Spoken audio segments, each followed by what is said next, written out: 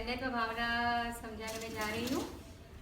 Last time हमने एकत्व भावना में देखा था कि एकत्व भावना मीन्स कि हम अकेले हैं और हमें अकेले ही इस संसार को छोड़ के जाना है, तो कोई कुछ अपना नहीं है।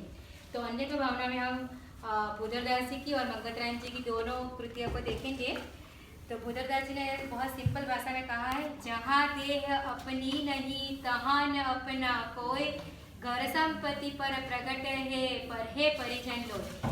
मीन्स कि जहाँ देह अपना नहीं है तो और सब चीज़ की तो बात ही कहाँ है कि घर संपत्ति वगैरह। तो बस उन्होंने ऐसे ही समझा दिया कि आत्मा से शरीर भिन्न है और हमें ये चीज़ अच्छी तरह से समझनी चाहिए। और मंगतराय जी ने थोड़ा अच्छी तरह से हम लोगों को समझाने का प्रयत्न किया कि कैसे हम संसार के पीछे भागते हैं और क्यों भागते हैं और अंत में क्या होता है।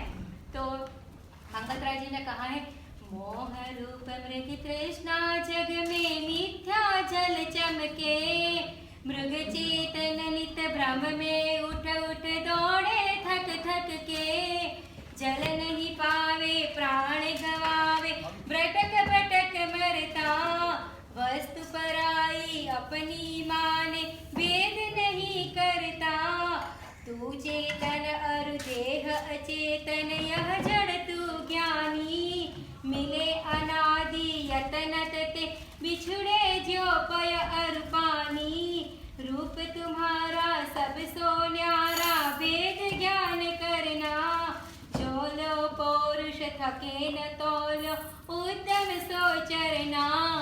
तो उन्होंने सबसे पहले हमको समझा है कि मृगजल, जिसको हम गुजराती में झांझवाना जड़ कहिए છીએ, and in English it is known as mirage. तो मृग जल के पीछे मृग जैसे दौड़ता है, जल के पीछे दौड़ता है और थक थक के अंतिम में अपना प्राण गंवाता है, तो उसी तरह से हम भी पराई वस्तु को अपनी वस्तु मान के हम पूरी जिंदगी गंवा देते हैं, हमें पता भी नहीं चलता कि हमारी जिंदगी कब खत्म हो जाती है।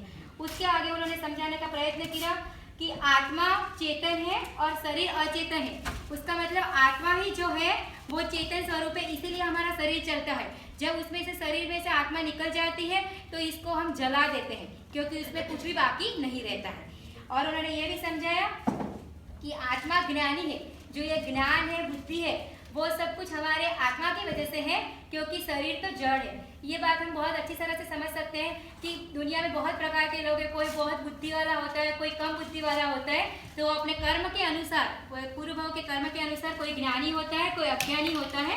तो ये बात भी उन्होंने हमें अच्छी तरह से समझाई। तो हमें अन्यत्व भावना में इतना ही समझना है कि शरीर से आत्मा भिन्न है। तो कैसे हम समझे उसको कि अन्यत्व भावना हमारे शरीर में और आत्मा में क्या भिन्नता है और कैसे भिन्नता है, उसके लिए हम जरा देखते हैं कि जैसे दाल से छिलका अलग होता है, तुस्मात् भिन्न। जैसे दाल से छिलका निकल जाता है तो मूंग है तो मूंग में से छिलका निकलेगा तो उसकी दाल बनेगी। उसी तरह से आत्मा और शरीर बिल्कुल भिन्न है, उनको हमको एक रूप से नहीं देखना चाहिए। बस इसी बात को उनकी समझना है। तो हम उसको समझेंगे जैसे ये आत्मा तो अनंत जीवन है, जब तक उसका मोक्ष नहीं होता तब तक उसका जन्म मरण होता रहता है। तो पंखी हर एक रात को नए नए पेड़ पे बैठता है और सुबह उठ के उठ जाता है। उसी तरह से आत्मा भी अनेक जन्म लेती हुई नए शरीर को धारण करती है और उसको छोड़ देती है। तो उसी बात को हमको अच्छी तरह से समझना चाहिए।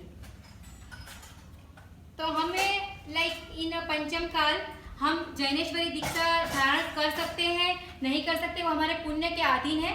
बहुत जैन साधु हमको इंडिया में मिलते हैं, पर हम वो धारण कर सके वो हमारे पुण्य कर्म के ऊपर है। लेकिन जब हमने जैन कुल में जन्म लिया है तो हमें श्रावक के षट आवश्यक को समझना चाहिए, तभी हम हमारी मोक्ष की जो पथ यात्रा है वो चालू कर सकते हैं। तो हमें षट आवश्यक को समझना चाहिए। तो षट आवश्यक में क्या है? देव पूजा, गुरुपास्ति, स्वाध्याय, संयम, तप, दानम यति गृहस्थानाम षट कर्माणि दिने दिने। तो इस सूत्र में हमको समझाया कि देव पूजा, गुरु उपासना, स्वाध्याय, संयम, तप और दान, ये हमारे षट आवश्यक है श्रावक के। तो हम रोज करते हैं देव पूजा, गुरु उपासना, गुरुओं की भक्ति करना, आहार देना वगैरह, और स्वाध्याय, जो हम स्वाध्याय सीरीज चला रहे हैं वो उसका एक पार्ट है। पर आगे जाके उन्होंने बोला संयम, तप और दान। तो संयम किसे कहते हैं? अपनी पंचेंद्रिय और मन को कंट्रोल में करना संयम कहते हैं। ऐसा नहीं हम 5 मिनट तक मौन रह जाए, वो भी एक संयम है। हमारे सामने गुलाब जामुन पड़े हैं और एक मूंग की दाल पड़ी है, हम गुलाब जामुन का न उठा के पहले मूंग की दाल को खाएं, वो भी संयम है, क्योंकि हमने कंट्रोल किया। तो जैन धर्म में बहुत छोटी छोटी बातों पे समझाया है कि हम इंद्रियों को कैसे कंट्रोल करें, और वो ही इंद्रियों का कंट्रोल ही हमारे कर्म निर्जय का कारण बनता है। उसी तरह से तप 2 प्रकार के होते हैं, बाह्य तप और अंतरंग तप। तो वो तप को भी हमको फॉलो करना चाहिए हमारे जीवन में। और दान, हम पैसा देके दान की तख्ती लगा के हम उसे दान बोलते हैं, पर एक्चुअल में जैन शास्त्र में दान 4 प्रकार के होते हैं, आहार दान, औषध दान, ज्ञान दान और अभय दान। ये 4 दान को भी हमें फॉलो करना चाहिए। तो सबसे पहले हमें षट आवश्यक को पालन करते हुए सच्चे श्रावक बनना चाहिए। जब हम सच्चे श्रावक बन जाएंगे तो जिस तरह से कोई एक ट्रेन, जैसे अहमदाबाद हावड़ा एक्सप्रेस ट्रेन है, अहमदाबाद स्टेशन से स्टार्ट करती है और हावड़ा कभी ना कभी तो 36 घंटे में, 45 घंटे में लेट हो, 50 घंटे में पहुंचती है। तो जब इस भाव में हम षट कर्म को पालन करके हमारी पथ यात्रा मोक्ष रूपी सीढ़ी के लिए चालू करेंगे, तो कोई ना कोई भाव में हमें मोक्ष रूपी जो सिद्धशिला है उसका स्थान गंतव्य हो जाएगा।